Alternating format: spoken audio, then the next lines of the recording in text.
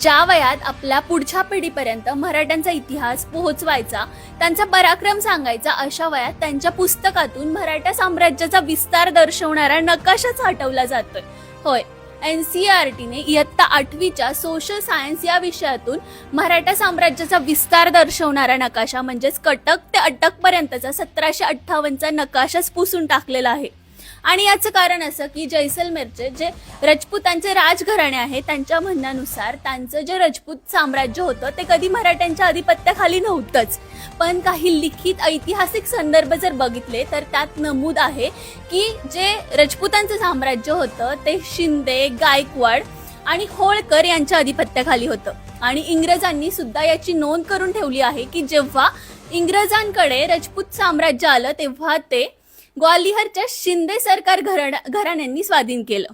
आणि दुसरा ऐतिहासिक पुरावा सांगतो की जे राजपूत साम्राज्य होतं ते मुघलांच्या आधिपत्याखाली गेलं आणि त्याच्यानंतर ते मराठ्यांच्याच आधिपत्याखाली आलं.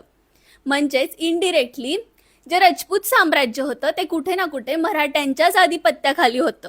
आणि जेव्हा NCERTने हा निर्णय घेतला तेव्हा तिथे त्या चर्चेत कोणीही मराठी इतिहास संशोधक उपस्थित नव्हता. आणि त्यामुळे त्याची आत्ता दखल घेतली आहे नागपूरचे मुधोजी राजे भोसले यांनी. आणि हे खरंच अभिमानाचं आणि मोठं पाऊल आहे.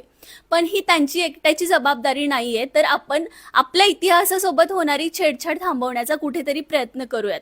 किमान सोशल मीडियामधून तरी आपण यामध्ये हातभार लावू शकतो आणि आपल्या इतिहासासोबत जी छेडछाड होतीये ती थांबवू शकतो.